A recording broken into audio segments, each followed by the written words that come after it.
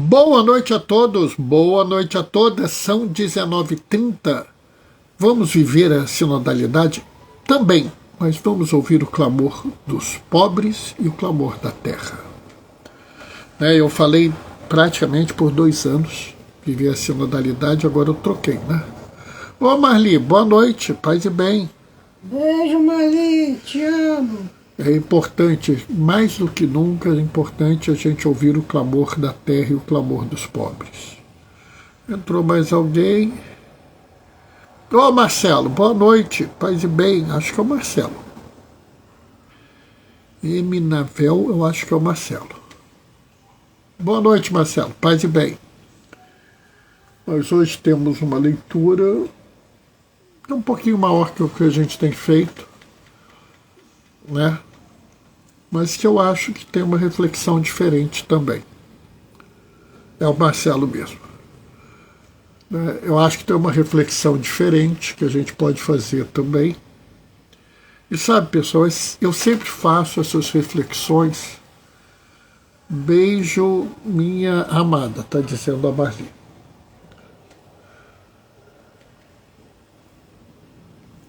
Beijos. Sabe, eu acho que a gente tem sempre que pensar assim, ver coisas diferentes, né? Então eu acho que isso é importante, né? Então a gente vai fazer uma reflexão que eu acho que é necessária para os dias de hoje.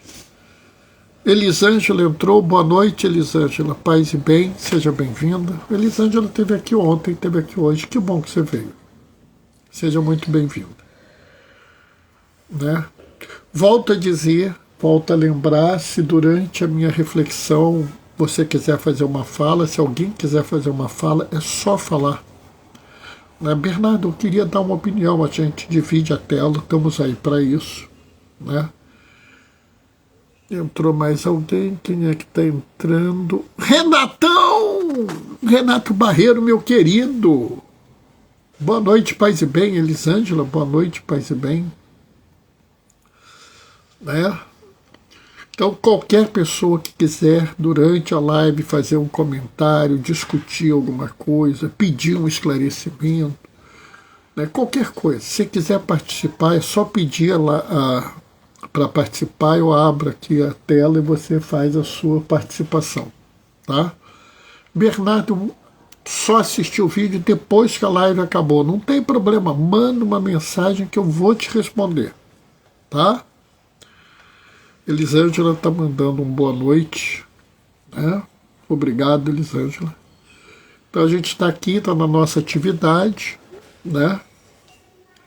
Muito trabalho, muita coisa para fazer, muita coisa para resolver, mas é assim mesmo. A vida da gente é assim, não tem moleza. Né? Inclusive, semana que vem vai ser uma semana puxada, né, amor? Vai ser uma semana puxada. Ô, Gracinha, boa noite, paz e bem. Oi, Gracinha, beijo, te amo. A semana que vem a gente vai começar na terça e vai acabar no domingo. Cadê a Helena? Vem não. Vai começar na terça e vai acabar no domingo. Celebração da palavra na veia, todos os dias. Detalhe, uma de manhã e uma de noite. Uma de manhã na capela, uma de noite na live. Vai ser o negócio. Só domingo de noite que não vai ter, porque eu costumo fazer no sábado de noite a reflexão do domingo. Né? Falta menos de 1 minuto para a gente começar. E eu acho que vai ser muito interessante. Né? Porque eu vou pegar uma reflexão de uma parte que vocês nunca ouviram, mas que eu acho que é importante nos dias de hoje. Aliás, cada vez eu acho que isso é mais importante. Né?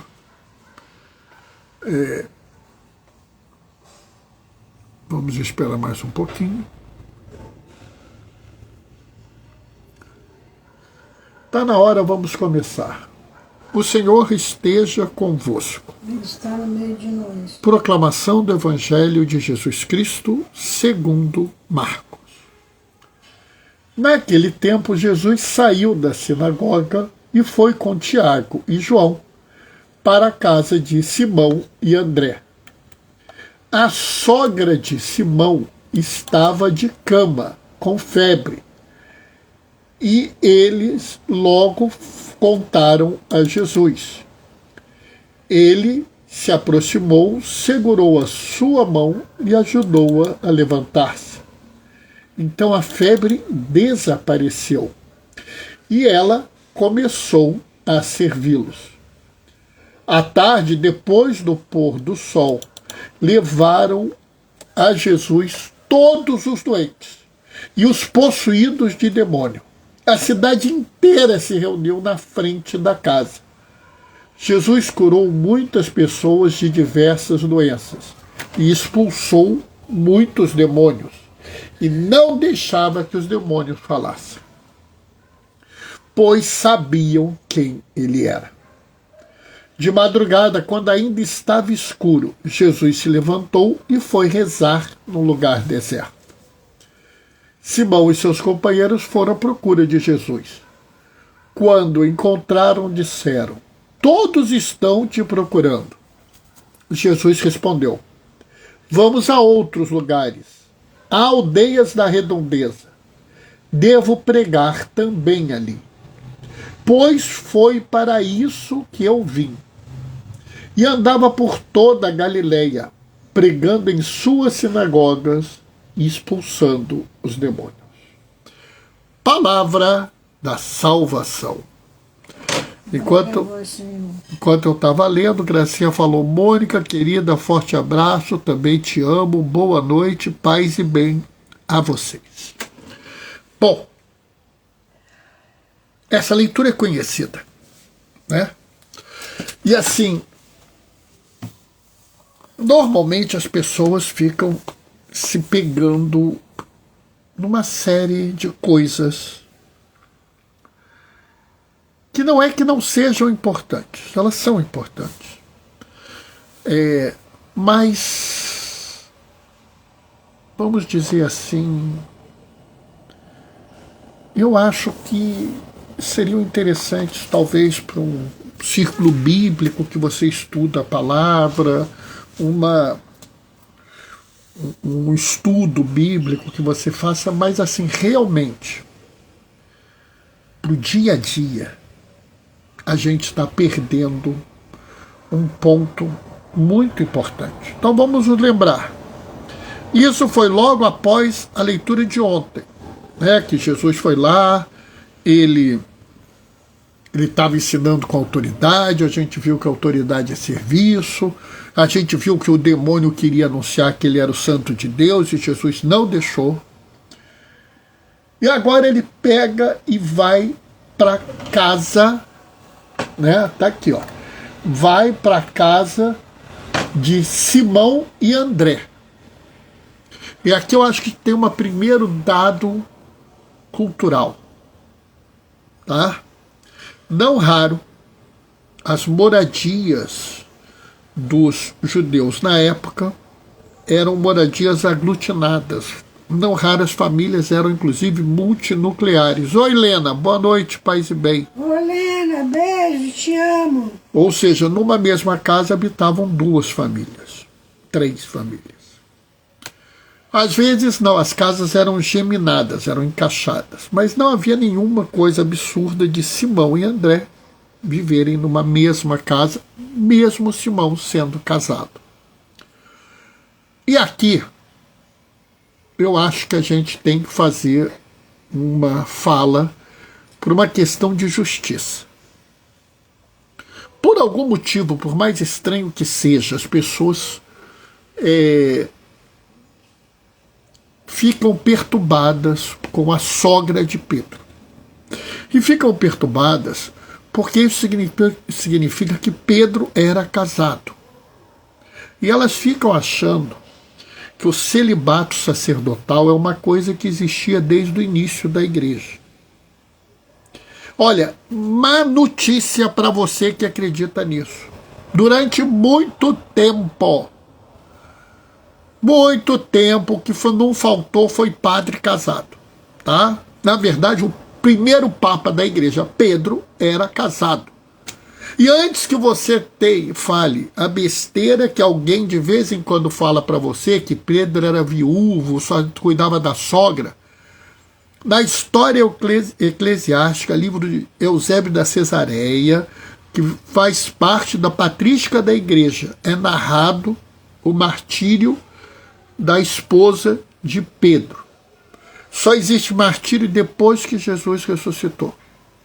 Então, na verdade, depois Jesus ascendeu ao céu, né? Nem ressuscitou. Então, na verdade, Pedro já era papa e ele era casado. O celibato obrigatório dos sacerdotes só existiu a partir, se eu não me engano, do segundo concílio de Latrão, se eu não me engano, em 1139. Até esse ano, havia um monte de padre casado, bispo casado, teve papa que teve filho papa, então não fiquem nessa baboseira que ficam falando com vocês. Boa noite, paz e bem, abraços, diz a Lena. Mas é interessante que Jesus chega lá, eles falam com Jesus, Jesus cura a sogra de Pedro, e a sogra de Pedro começa a servir Jesus. O que mostra, novamente, que Jesus não se importava em curar no dia de sábado. Mas, amor, por que só trouxeram os doentes e os endemoniados de noite? Não sabe, né? É um pequeno detalhe que talvez você também não saiba. Para o judeu da época, o dia iniciava no pôr do sol e acabava no pôr do sol seguinte. Então o Shabat começava na sexta-feira, quando o sol se punha, e acabava no sábado, quando o sol se punha. Por isso as pessoas trouxeram os doentes e os endemoniados, porque eles esperavam que tivesse acabado o sábado para que Jesus operasse as curas. Bernardo, mas precisava isso? Não. Vocês viram que em pleno sábado ele expulsou um demônio na sinagoga e curou a sogra de Pedro. Mas as pessoas viviam dentro de um dado cultural, de uma forma de pensar própria daquela cultura, e continuavam assim. É importante a gente entender isso para quê? Para que a gente não fique achando que, vamos dizer assim, as pessoas são imunes à cultura. Se você vive numa sociedade machista, você vai ser influenciado por esse machismo. Se você vive numa sociedade racista, você vai ser influenciado pelo racismo. Isso não é uma coisa que depende do seu desejo. Pelo contrário, é mais honesto você dizer eu sou influenciado por isso e notar que é, e corrigir isso dentro de você, do que você ficar negando isso, como muita gente faz. E aí é muito interessante porque Jesus cura a doença, expulsa os demônios, mas não permite que eles falem. Porque, como a gente viu na leitura passada, os demônios querem afirmar a realeza de Jesus para pô-lo à prova. Não é porque eles são bonzinhos. Eles querem tentar Jesus com o poder. E Jesus quer nos mostrar que poder não é a praia dele. Mas o que eu acho que é tão importante nessa leitura e que tão pouca gente valoriza? Jesus foi dormir, acordou cedo e foi rezar. E aí é interessante porque as pessoas chegam e falam para ele assim: todos estão te procurando. E aqui eu acho que é muito interessante, porque o nosso raciocínio, amor. A gente quer ficar onde a gente é aceito. A gente quer ficar onde a gente está bem. A gente quer ficar onde está tudo tranquilo. Né? A gente chega num grupo de oração, aquele grupo de oração é bom, a gente vê aquela unção do Espírito Santo, a gente vê aquele povo bom de reza, a gente quer ficar nesse grupo de oração. Você vai num círculo bíblico, você vê as pessoas animadas de fazer uma boa leitura, interpretar, entender, discutir, atualizar. Poxa, eu quero ficar aqui. Né? Você vai numa missa, numa celebração da palavra, com um grupo de música bom, leitores bons, um bom sermão, um lugar agradável, iluminado, ventilado. Poxa, eu quero ficar aqui. Você chega em casa para almoçar com a sua família, sei lá, num domingo, está a família reunida, as pessoas conversando, o pessoal esqueceu o celular num canto, né? Aquela coisa boa das pessoas interessadas, você quer ficar aqui. Então, eles chegaram para Jesus e falaram assim: todos estão te procurando. Qual é a reação que qualquer pessoa teria? Aqui é bom de ficar, está todo mundo querendo eu. Eles estão me ouvindo. Eu vou ficar aqui. E fala a verdade, você também é assim. Eu vou dizer para vocês, eu também sou assim. Não pensem que eu gosto de ir para um lugar difícil, para um lugar, vamos dizer, conturbado. Não vou dizer que eu gosto de ficar num grupo onde tem briga, rivalidade. Jesus. O que Jesus fez? Da porta estreita, né? Mas a porta estreita é outra coisa. Mas vamos chegar lá um dia. Um dia desse eu vou falar sobre a porta estreita, amor. O que Jesus fala? Tem, de certa forma tem. Sabe por quê? Olha o que ele fala. Vamos a outros lugares, às aldeias da redondeza. Devo pregar também ali, pois foi para isto que eu vim. Sabe, eu vou aproveitar aqui, vou trabalhar. O mozinho falou aqui da porta estreita. E a porta estreita é outro pedaço mal entendido do Evangelho. Porque as pessoas querem dizer que a porta estreita é a roupa que você veste, é quantas vezes você vai à missa, é o que mais? Eu não pensei nisso não. Mas a porta estreita não é nada disso. A porta estreita não tem nada a ver com a prática religiosa. É até muito interessante, porque Jesus fala assim: se esforcem para passar pela porta estreita, pois larga é a porta da perdição. Quais eram as portas largas que existiam na época de Jesus? Sim, é muito fácil passar por uma porta larga, não é, amor? A porta tem 2 metros de largura, qualquer um de nós passa por ela, não é, amorzinho? Uhum. Então, o que Jesus falou é uma coisa que sempre me chamou a atenção, e só outro dia eu consegui confirmar a minha impressão. Onde tinha porta larga na época de Jesus? Nos grandes palácios, na casa dos ricos, na casa dos poderosos. Onde tinha porta estreita? Na casa dos pobres, dos miseráveis. O que Jesus está falando não tem nada a ver com essa prática moralista que estão pondo na igreja. A moral de Jesus é uma moral muito sobre a forma como nós nos relacionamos com as pessoas.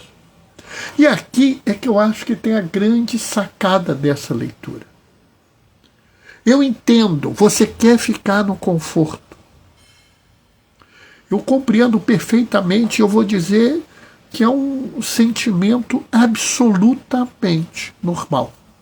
Estranho é as pessoas que não querem ficar em lugares confortáveis. Mas seguir Jesus é ir para outras aldeias, é ir para outros lugares, é conversar com outras pessoas, é ceder em algumas coisas. Eu sei, é difícil. Eu não estou dizendo que eu sou perfeito, que eu faço tudo isso, eu não faço. Como eu falei para vocês, eu admito e tento mudar. A gente tem que entender que era melhor para Jesus, como pessoa, como ser humano, ficar onde ele já estava sendo reconhecido. Mas era necessário ele ir para onde ele não era conhecido. Porque é lá que a gente vai fazer diferença. O Papa Francisco, ele soltou a sua autobiografia. Aliás, acho que é o primeiro Papa que publica uma autobiografia. E o nome da autobiografia é Esperança. Nossa Senhora, que nome bonito, né? A autobiografia dele. E na autobiografia ele fala assim: na igreja há lugar para todos. Para os divorciados, para os homossexuais, para as pessoas trans, todos. Se Deus quis assim, quem sou eu para julgar? Então é necessário que a gente pense também que nós precisamos sair da nossa zona de conforto. Nós precisamos passar, sim, pela porta estreita, que é a porta que nos faz ver o outro, entender o outro, acolher o outro. Bernardo, mas eu não consigo entender fulano que faz isso ou que pensa aquilo. Sabe, é difícil mesmo. Tem hora que é difícil. Tem um povo que eu fico vendo por aí e, sinceramente, eu não entendo. Tem gente que você... fulano, você está falando uma mentira. Não, aí você mostra que é uma mentira, comprova que é uma mentira, traz dados e mais dados que é uma mentira, e a pessoa continua falando mentira. E aí dá uma raiva, dá um desespero, a gente quer abandonar essa pessoa. Ou a pessoa que faz uma coisa odiosa. Aí você mostra que a pessoa está errada. Você prova que a pessoa está errada. Você faz tudo por aquela pessoa parar de fazer a coisa odiosa e ela continua fazendo a si mesma. Bernardo, isso é insuportável. Eu até acho que é mesmo. Mas você foi chamado para ir a outras aldeias. Sair da sua zona de conforto, da sua zona de tranquilidade e ir adiante. Claro que é muito difícil.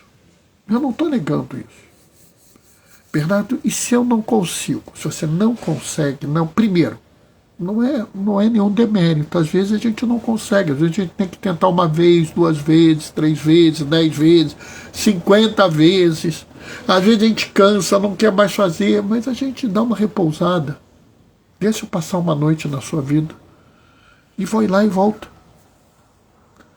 Está muito difícil, você não consegue fazer essa conversão, às vezes é difícil mesmo. Reza um pouco. Faz uma leitura da Bíblia.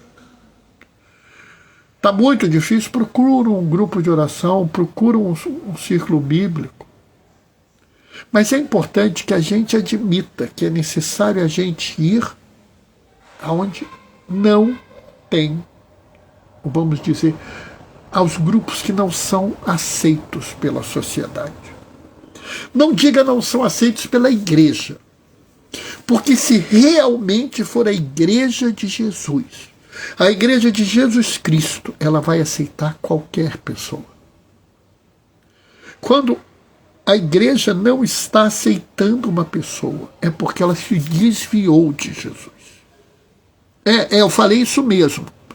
Se você conhece uma paróquia, uma capela, um canto qualquer, onde as pessoas não são aceitas, é porque essa comunidade de fé se afastou de Jesus.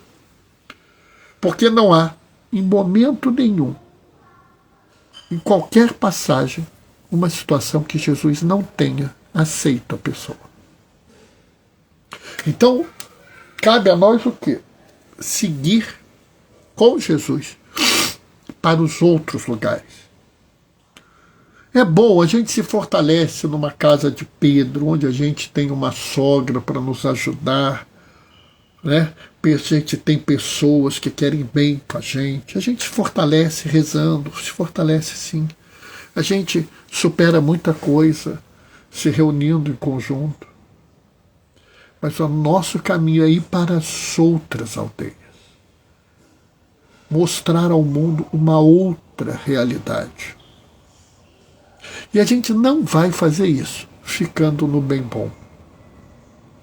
Não adianta a gente ficar falando de Jesus para quem já conhece Jesus. Não adianta eu ficar mostrando o amor de Jesus a quem já é amado por Jesus. Eu tenho que mostrar o amor de Jesus a quem não é amado por Jesus. E, pasme, assuste-se com o que eu vou dizer. Quando você mostrar o amor àqueles que não são amados pela comunidade, a comunidade vai reagir contra você. Por quê? Porque essa comunidade, quando rejeitava essa pessoa, se afastou de Jesus. Agora, eu garanto a você que toda vez que você for para uma outra aldeia, para uma outra comunidade, para uma outra população, e mostrar o amor, mostrar a justiça, mostrar o direito, você estará fazendo o papel de Jesus. E eu garanto que você vai fazer muito mais bem para o mundo e para a igreja, seja lá qual for a sua igreja, fazendo isso, do que permanecendo fechadinho, encastelado aqui, em alguma paróquia, capela, igreja, né, local de culto, templo, o que for. Por incrível que pareça, a gente só segue com Jesus quando a gente sai da zona de conforto, passa pela porta estreita e avança em direção àqueles e àquelas que são rejeitados, estigmatizados, marginalizados, excluídos da nossa sociedade. Amém? Vamos ver a hora, que outro dia eu não vi a hora. 19h58, onde eu estou falando muito nessa live nova. Essa live de ouvir o clamor dos pobres e da terra é um problema, eu acabo falando muito, mas, sabe, a live está diferente. Nós estamos num momento crítico e a gente precisa falar sobre isso nesse momento. A gente não pode continuar vivendo a mesma vida que antes. É preciso mudar, e é preciso mudar logo. Tá? Ah, Bernardo, você acha que o fim do mundo está próximo? Não. Não sei. Mas eu acho que é preciso que a gente repense a vida. Bom, eu vou me despedir deixando a minha bênção. Tá? O Senhor esteja convosco, Ele está no meio de nós. Por intercessão de Clara e Francisco de Assis, desça sobre vós e permaneça para sempre a bênção do Deus Todo-Poderoso no amor. Ele que é Pai, Filho e Espírito Santo. Amanhã, 19h30, a gente se vê. Até lá! Beijos e bênçãos. Tchau, tchau, pessoal. Desligando.